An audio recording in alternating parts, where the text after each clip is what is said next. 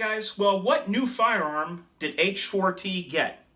I told you guys about a week ago that I was ordering something that was going to be sent up to my FFL from Alabama, and at least where I'm at, this is hard to find right now.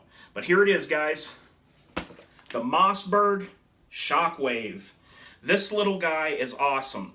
Now at first, I really didn't know if this is something that I was going to want to purchase or not.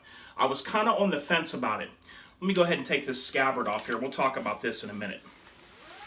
The more I looked at this thing, guys, and the more videos I seen, and I seen some firearms trainers showing people the best, most effective ways to shoot this and the accuracy that you can have, and it still holds a nice tight pattern, even to a moderate distance, I really had to have one. So I found one at a gun store in Alabama. They only had one left, and there was none of these around me where I'm at. So from what I'm hearing, it'll take a while before these are just kind of stocked on store shelves. Yeah, just depending on where you live. But I love this little thing, guys. And I'm going to tell you what, this is a very, very effective tool and can be used as a very effective tool. If not anything else, just for the coolness factor of this. So before I get too far ahead, let me go ahead and explain to you why this isn't heavily regulated by the ATF or regulated at all by the ATF, and why you don't have to buy a $200 tax stamp to own this firearm. Okay, so basically, when this is made at the factory, it never had a shoulder stock on it. The definition of a shotgun from the ATF is a gun that has a shoulder stock. So since this never had a shoulder stock put on it in the beginning, this, by the definition of the ATF, is only considered a firearm. Now the second stipulation there is, to make this not regulated by the NFA, is for this to be at least 26 inches. So Mossberg kind of always does this, a lot of shotgun companies do. They go just a little bit over, so this is just a little bit over 26 inches. So you are definitely over the legal limit. And the reason is because of this bird's head grip right here. I really like this grip. It's more ergonomic. You will shoot the gun better with this. It just works out better anyway. But keep in mind, if this had the standard pistol grip on it, you'd be looking at prison time if you did not have a tax stamp from the government on this gun. Most definitely. You cannot take anything off of either end of this gun right now the way it is. It has to stay like it is. So basically right now, if this, since it's not considered a firearm, and you don't have to buy a tax stamp for it, it has to be 26 inches in length. If it were shorter than 26 inches in length and never had a shoulder stock on it, then it would be what is called an AOW, which is any other weapon, and would only require a $5 tax stamp. I don't know why you would do this, but if you wanted to put a standard pistol grip on here, it would only cost you $5. And send in the paperwork to the government and wait about 10 months and get the paperwork back, and you could put a pistol grip on this, a standard one. But I would never do that. This is just more ergonomic. It's better to hold. You got more grip on it, and I think this is going to be an amazing gun to shoot, guys. And do I think it's a good self-defense option? Absolutely, 100% do I. There's several ways that you can shoot these. Basically, you can come up and thrust the gun forward like this and kind of look over the top of the gun, over the bead. I've seen guys shoot these where they hold it up here and sight down the bead and just hold it tight. And I'm talking about with heavy loads in here. You can also shoot from down here. Now, if you look up some old FBI training videos on YouTube, they actually used to train FBI guys that when they were using their shotgun, in police, when they were using their shotgun to shoot from this when you're at close range. I'm kind of holding the gun up high so I'm on camera. But you'd be down just above your waist, but you'd be holding like this. And that's how they trained to shoot with a shotgun at close range. You'd be surprised, guys, how just it comes natural just to point this thing in the general direction you want it to go. Now, the pattern does still stay tight. It doesn't just open up and fly everywhere, which is what I would prefer to have. It still keeps a tight pattern. Anywhere in your home, of any distance that your home would be, this is going to still have a tight pattern with buckshot, okay, when you shoot this. So you can basically thrust up and thrust it forward And this would be great because you can come in and maneuver around corners, around turns, have it in close to the body, hold it like this while you maneuver corners before you take it out, and if you ever need to, then you can thrust it out and use it. But I just think it's a great shotgun. So, now let's talk about the Scabbard. This is Voodoo Tactical, and what this is this is a breacher shotgun scabbard, but it happens to work with this guy.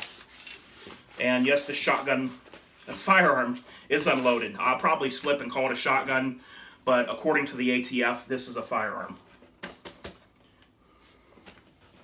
Okay, so here's what it looks like in the Scabbard. The trigger is exposed. You may like it, you may not. I think this is very cool. It's got MOLLE attachments on both sides. These are dummy rounds. You can see by the bright orange, and if there's no primer, it's plastic in the bottom. These are just dummy rounds I stuck in here just to show for the video. Then you do have a strap where you could put this on your shoulder or, you know, anywhere else you wanted to hang it. And this is kind of nice. You could set this up somewhere. If you wanted to sit this off to the side and have it near, you could just put it in the Scabbard and sit it by wherever you're at and just have it ready to go and pull out. And this will also wear in to where it'll go in and out smoother once it kind of mates into this thing, and it'll kind of stretch just a little bit. All right, now let me get a box here. A viewer of mine sent me something for this. I have no idea what it is. So I'm going to go ahead and unbox it on video, and let's go ahead and check it out together. All right, guys, here's the box. This is from a friend of mine named Chad on YouTube, and let's see what it is. I told him not to do this, but he insisted, so trust me, I don't like to see anybody spend their hard-earned money, or even for the shipping. This stuff isn't cheap to ship. Hate to see anybody do that, but he insisted. Oh, nice. This is a Mossberg 500/590 enhanced slide safety right there. Okay, guys, I was having a little bit of a rough time getting this to show up on video, so I got a flashlight so you can see it better. Basically, you can see that this has a bump there, so you can actuate the safety much better. And it's up toward the top, because really where you would want to rely on this is when you're turning the safety off. It really doesn't matter when you're turning the safety back on, but if you were in a critical situation and you needed to get the safety off without looking down, you could do that with this one. And it really is neat. It's one of the first things I ordered for the standard 590 shotgun that I had a couple of years ago. So thanks a lot, Chad. I appreciate it, and come in very handy for my shotgun. All right, guys, I'll give some of you more information about this shotgun Scabbard that I ordered. When I first seen it, I had to have it. It was something I had to order for my Shockwave. It was just like an accessory that was a have to. So here's what you want to look for when you look this up. For those of you that have these and you would like to know, it is the Voodoo Tactical Breacher Shotgun Scabbard. You can find these online, on eBay, on Amazon. I believe I got mine on eBay. So runs about $24, $25, something like that. And I'm sure it's not the best quality, but I'm sure it's decent quality. It seems to be decent quality. Metal hardware on the rings here and stuff, and the MOLLE attachments, and shotgun shell holders feel pretty tight, and you want them tight, so when they wear in, they're just at the right tension for the shotgun round. But I really like it, guys. This thing is just one of the coolest little shotguns that you can own, and I'm very impressed with it. I cannot wait to get to the range and shoot this guy. The trigger on this thing is very nice. Got a very nice trigger, very smooth. I was very impressed with this trigger when I pulled this out of the box. So straight up from Alabama to my FFL. This is awesome, guys. I love it. I highly recommend it. It's got the bead sight on the front. I'm going to stick with the bead sight.